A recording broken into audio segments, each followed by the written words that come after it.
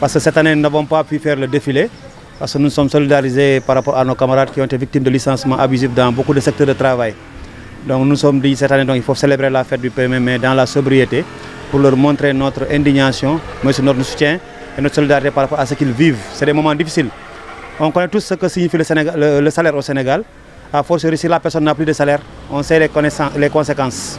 Pour ça, donc aujourd'hui nous avons donc marqué la fête dans la sobriété en allant déposer le cahier de doléances au niveau du gouverneur sans pourtant passer par le défilé. Par rapport au cahier de doléances, globalement, il y a ce qu'on appelle les revendications d'ordre général qui traversent tous les secteurs.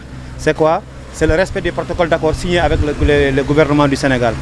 Donc nous avons dit qu'il faut que l'État d'abord respecte ces accords-là. Maintenant, de manière sectorielle, il y a des questions qui sortent du lot. C'est par exemple au niveau de l'éducation. Nous avons donc la question des décisionnaires. Nous attendons donc du président de la République la signature des décrets 74 347, 2006 392, qui depuis les accords du 13 janvier 2020 jusqu'à présent n'a pas été signé. Par rapport à la santé, nous attendons à ce que Ziguinchor soit doté vraiment d'équipements matériels au niveau de la santé, c'est-à-dire de radiographie, de scanners, d'IRM et aussi même de réhabilitation même des locaux au niveau des hôpitaux, parce qu'actuellement nous sommes atteints par une vétusté au niveau de ces structures-là, que ce soit l'hôpital régional ou bien l'hôpital de la Paix. Il y a le tourisme aussi actuellement à Ziguinchor qui est en phase de relance, parce que nous avons vécu la crise pendant des années.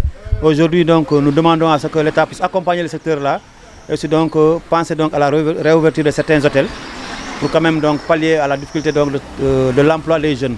Parce qu'aujourd'hui, si quand même l'État parvient quand même à relancer le secteur, ça va pallier à la difficulté d'emploi des jeunes et beaucoup de jeunes seront utilisés, ils seront employables à travers ce secteur et ça va aussi participer à relancer l'économie de la région, mais c'est l'économie nationale. Nous nous sommes prononcés aussi par rapport au pacte de stabilité sociale que l'État va signer aujourd'hui. Nous espérons quand même que le président de la République, son Excellence Bassirou Diomaye Diakhar Faye, va quand même prendre avec beaucoup de sensibilité et beaucoup de responsabilité les questions préalables que les travailleurs ont posées sur la table avant de signer ce pacte-là. C'est-à-dire d'abord de revenir sur les accords signés de manière globale sur tous les secteurs, que ce soit la santé, l'éducation, la justice, les universités, partout, que l'État puisse quand même s'assumer par rapport à cela, mais aussi que l'État aussi puisse régler définitivement la question des décisionnaires, mais aussi qu'on passe à un plan social de réintégration de tous les travailleurs qui ont été licenciés.